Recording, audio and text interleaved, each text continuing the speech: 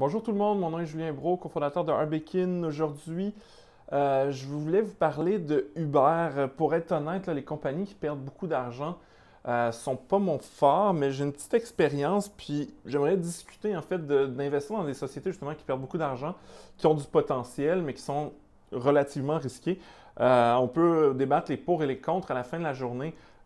Chaque personne a son profil de risque. Moi, personnellement, je vous le dis en partant, je n'investirai pas dans l'Uber, même s'il y a des raisons qui font en sorte que Uber m'intéresse, mais pour d'autres raisons, je n'investirai pas justement à cause du risque que j'estime trop grand pour moi personnellement. Euh, là, c'est la fiche de Uber. Bien entendu, il n'y a pas de ratio court-bénéfice qui permet d'évaluer la valorisation. Pourquoi? Parce qu'il n'y a pas de bénéfice. L'entreprise a une marge de profit négative de moins 71%. Euh, Grosse capitalisation boursière de 55 milliards. Avant d'entrer dans le cœur du sujet puis de regarder différents ratios, parce qu'en regardant ces chiffres-là, à part qu'elle perd énormément d'argent, on se demande bien pourquoi ça vaut 55 milliards, pourquoi c'est pas 1 milliard ou 0 ou 100 milliards. Il n'y a pas vraiment de moyens, mais je vais vous montrer quelques ratios, quelques moyens d'essayer d'évaluer une entreprise comme ça et de voir est-ce qu'il y a un potentiel. Ça demeure toujours risqué. La seule chose qu'on voit sur l'écran principal, c'est le consensus des analystes.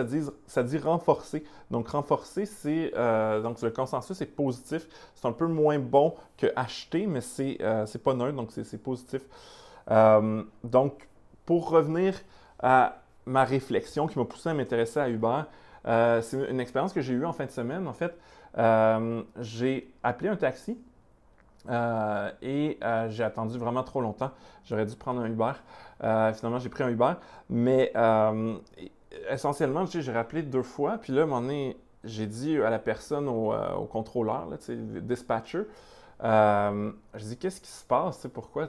C'est Taxi Diamond là, pour ceux qui sont à Montréal. Taxi Diamond, la plus grosse compagnie de taxis à Montréal. Là, il m'a expliqué, il m'a dit, écoute, on a 30 taxis pour couvrir l'île de Montréal, puis on en avait 2000 avant la crise du coronavirus. Je savais que l'industrie du taxi, puis même Uber, là, est impactée. Les gens utilisent beaucoup moins Uber pour se déplacer parce qu'on se retrouve dans un espace clos avec un chauffeur. C'est propice à des échanges de microparticules puis pogner le COVID-19.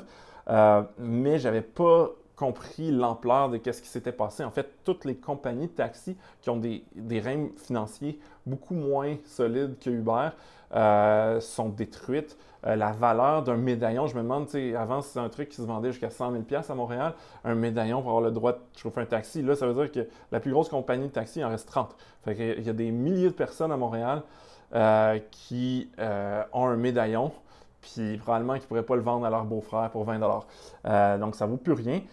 Essentiellement, on a habitué aussi à tous les gens, que ce soit des gens même à risque, qui ont besoin d'aller à l'hôpital, par exemple, et qui probablement utilisaient le numéro de téléphone. Les compagnies de taxi ne sont plus capables de servir leur propre marché. Donc, probablement que c'est le petit-fils qui va dire « Hey, grand-maman, je vais t'installer Uber sur ton téléphone, puis je vais t'enseigner à comment utiliser ça. » C'est le seul moyen de se déplacer, essentiellement. Donc, c'est une belle opportunité dans un sens. On va voir toutes les compagnies de taxi qui carrément plus avoir de ressources financières, se retrouver endettées ou faire faillite.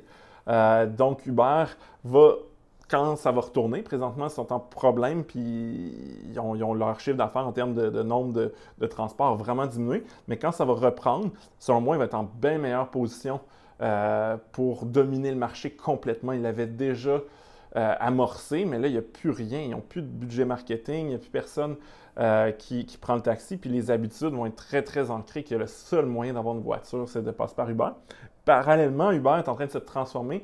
Je regardais ça, l'activité Uber Food, donc de livraison de nourriture, a augmenté son chiffre d'affaires de 55%. Je ne sais pas, l'activité de Uber, de transport de gens, s'est effondrée. Par ailleurs, je n'ai pas le chiffre.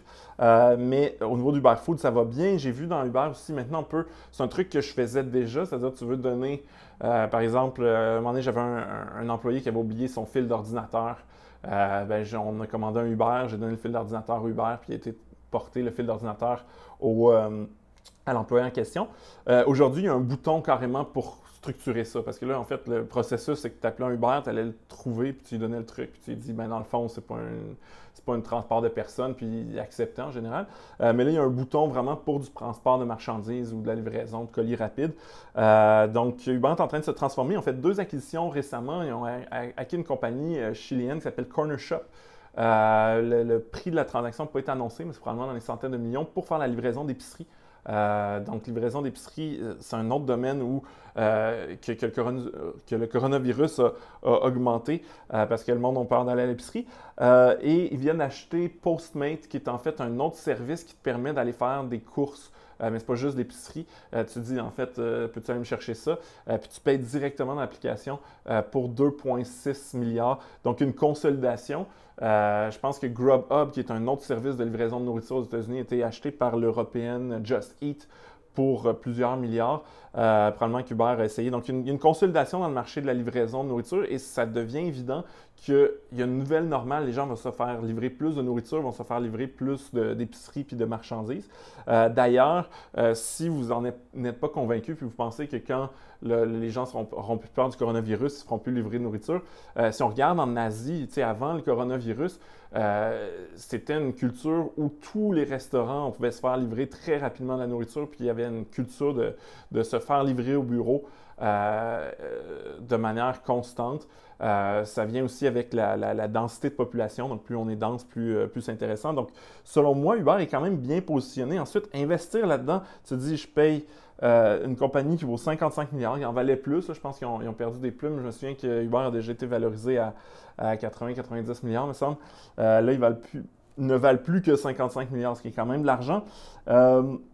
Si on regarde les ratios, puis là, on va regarder, OK, ben, le bénéfice net, là, ça doit être le profit, une fois qu'on a payé toutes ces charges, il est de moins 10 milliards. Donc, l'entreprise perd à peu près 10 milliards par année. Si on regarde au niveau du prévisionnel, ils prévoient ne perdre que 6 milliards l'année prochaine. Donc, on détruit beaucoup de valeur, là. Techniquement, à moins que l'entreprise est capable de créer de la valeur, par définition, elle va valoir 10 milliards de moins. Ou 6 milliards de moins dans un an. La marge brute est quand même intéressante, 33%. Donc ça, c'est intéressant. On se dit, si Uber réduit de manière importante ses frais d'administration, sa recherche et développement, ils peuvent faire de l'argent, c'est possible. Donc ça, c'est l'endroit encourageant. Leurs chauffeurs, ce n'est pas des employés. Donc, s'ils étaient capables de réduire beaucoup leur nombre d'employés, ils pourraient faire de l'argent.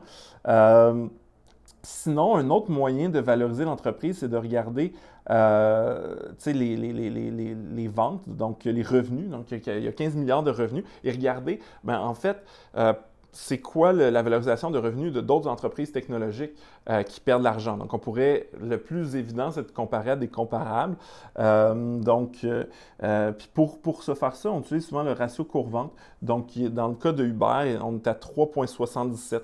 Donc, ça veut dire qu'on paye à peu près 4 fois les ventes pour l'entreprise.